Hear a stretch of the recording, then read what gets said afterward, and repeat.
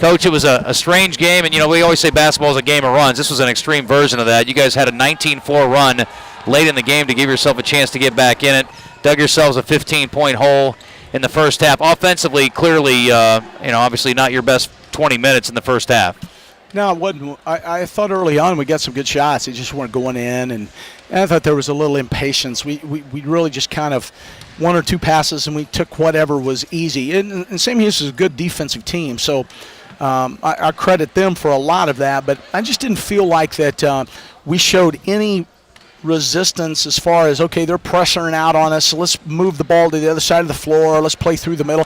And I'll be quite frank with you right now, I am just not happy with my post guys at all. They're soft as butter, and they got to get tougher. And Hayden, one of my favorite guys I've ever coached, but I'm going to call him out, and I hope Mom and Daddy are listening to this going home, and they'll help me with this.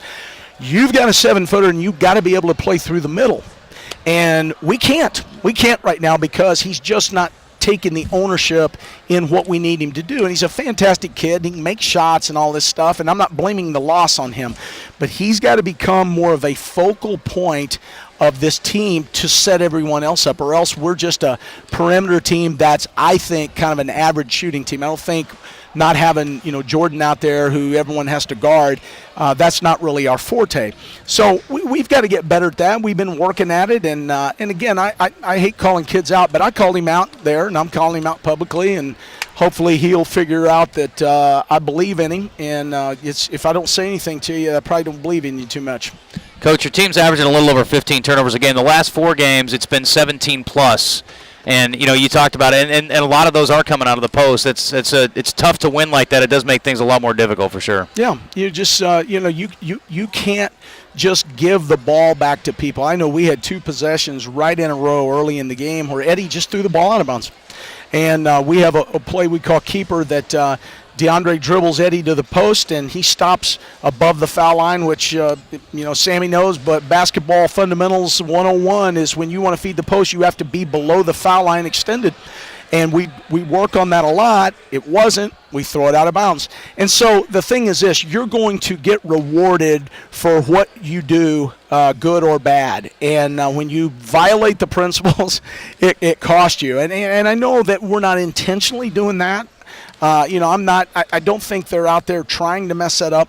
But what I don't think we're grasping yet is the fine lines of how you win.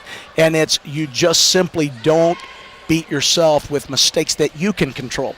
If they make a great play and steal the ball from you, or, just block a shot because they're athletic, those things you really can't do anything about. But, boy, when you're making mistakes just because you're either not thinking or whatever else to get the ball in the right spot, that's frustrating. It's frustrating for them too. 19-4 run down the stretch to get back into it, and your team certainly played down to the wire.